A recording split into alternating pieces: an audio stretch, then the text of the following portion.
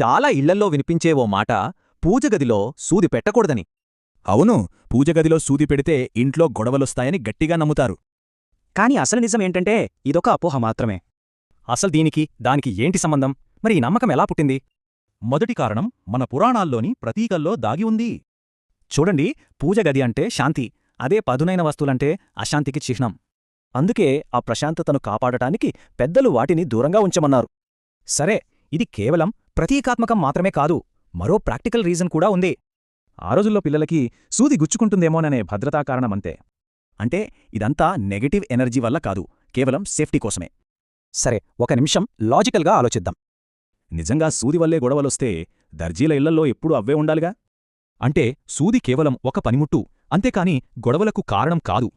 ఇక్కడ మనం గుర్తుంచుకోవాల్సిన అసలు విషయం ఒకటింది. ఇంట్లో శాంతి అనేది మన ప్రవర్తనలో ఉంటుంది కానీ వస్తువుల్లో కాదు. మరిలాంటి నమ్మకాలు మన ఇళ్లలో ఇంకా ఏమైనా ఉన్నాయేమో ఆలోచించండి.